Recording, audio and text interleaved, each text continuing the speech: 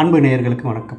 நாம் இன்றைய தினம் இந்த வீடியோவிலே சங்கம் வைத்து தமிழ் வளர்த்த மதுரையிலேயே சரித்திர புகழ் வாய்ந்த ஒரு அரண்மனை திருமலை நாயக்கர் மஹால், அது தோன்றிய வரலாறு என்ன, அதை கட்டியவர் யார், பிற்காலத்தில் அதனுடைய ஒரு பகுதி இடிக்கப்பட்டு அழிக்கப்பட்டுள்ளது, அதனுடைய வரலாறு என்ன, அதற்கு காரணம் யார், இது போன்ற செய்திகளை எல்லாம் இந்த வீடியோ தொகுப்பிலே நாம் காணவிருக்கின்றோம்.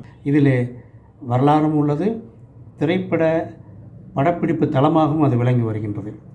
நிறைய தமிழ் படங்களும் ஹிந்தி படங்களும் அங்கே பாடல் காட்சிகள் நிறைய அங்கே படமாக்கப்பட்டுள்ளதாக அறிகின்றோம். அதில் குறிப்பிட்டு சொல்ல வேண்டுமென்றால், ஹிந்தி படமாக குரு என்ற படத்திலே ஒரு பாடல் காட்சி அங்கே படப்பிடிப்பு நடத்தியுள்ளார்கள். அதே போன்று தமிழ் படத்திலே எடுத்துக்கொண்டால், புகழ்பெற்ற மணிரத்னம் இயக்குனர் அவர் இயக்கத்தில் வெளிவந்த பாம்பே படத்தில் வந்த கர்ணாலன் என்ற பாடல் அங்கே எடுக்க வைக்கப்பட்டுள்ளது. அதே போன்று சியான் விக்ரம் அவர்களுடைய பீமா படத்திலும் ஒரு பாடல் காட்சி அங்கே படமாக்கப்பட்டுள்ளது. அதே போன்று குளறி கூட்டம் என்ற ஒரு படத்திலே ஒரு பாடல் காட்சி அங்கே படமாக்கப்பட்டுள்ளது. இது மட்டுமல்ல, ஏராளமான தமிழ் படங்கள் அங்கே படமாக்கப்பட்டுள்ளன. சரி, வாருங்கள் இந்த வீடியோக்குள் சென்று அந்த அரண்மனையின் வரலாற்றை பற்றி அறிந்து கொள்ளலாம். திருமலை நாயக்கர் அரண்மனை அல்லது திருமலை நாயக்கர் மஹால் என அழைக்கப்படும் இந்த அரண்மனையானது மதுரையை ஆண்ட நாயக்க மன்னர்களில் ஒருவரான திருமலை நாயக்கர் அவர்களால் 1636ஆம் ஆண்டில் கட்டுவிக்கப்பட்டது. இந்த திருமலை நாயக்கர் மஹால் என்பது திருச்சியை தலைமையிடமாக கொண்ட சுமார் 10 ஆண்டுகள் ஆட்சி புரிந்த நாயக்க மன்னர்கள் மதுரையை தலைமையிடமாக கொண்டு தலைநகரை மாற்ற வேண்டும் என்ற எண்ணத்திலேயே இந்த அரண்மனையை திருமலை நாயக்கர் அவர்களால் கட்டப்பட்டுள்ளது. அவ்விதம் கட்டும் பொழுது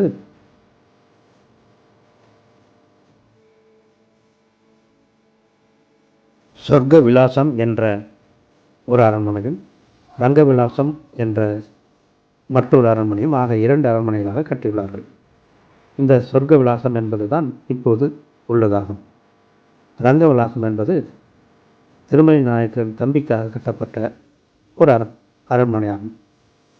நாளடைவில் திருமலை நாயக்கர் அவர்களின் பேரன் காலத்தில் இந்த ரங்க விலாசம் என்ற அரண்மனை இடிக்கப்பட்டு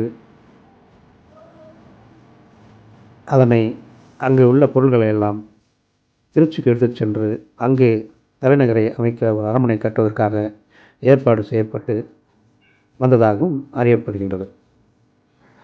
இப்போதுள்ள இந்த சொர்க்க விலாசம் என்ற இந்த அரண்மனை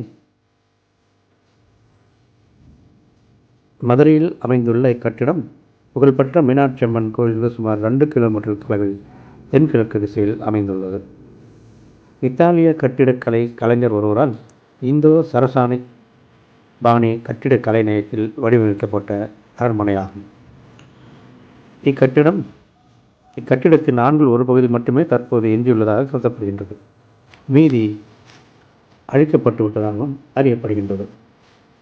இதனை பிரிட்டிஷ் இந்தியாவின் சென்னை ஆளுநராக இருந்த பிரான்சிஸ் நேப்பியர் என்பவர் 1872 புதுப்பித்து சீரமைத்துள்ளார்.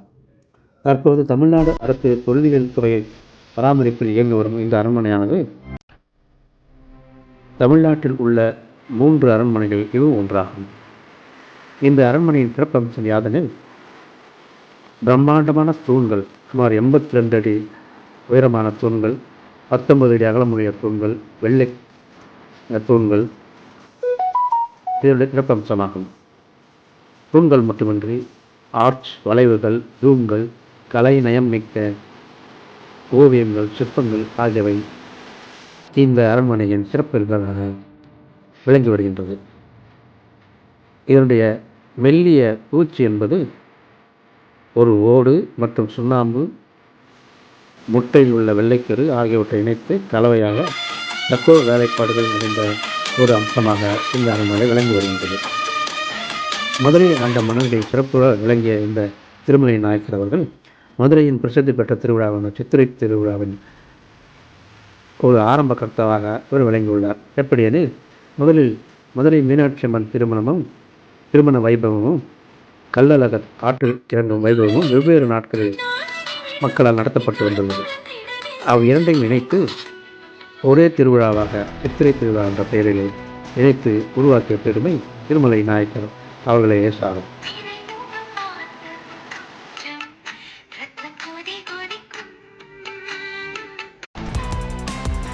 கலைநயம் மிக்க இந்த அரண்மனையும் திரைப்பட படப்பிடிப்புக்கு உகந்த தளமாக விழுகின்ற இதனை நாம் போற்றி பாதுகாக்க வேண்டியது கடமையாகும்.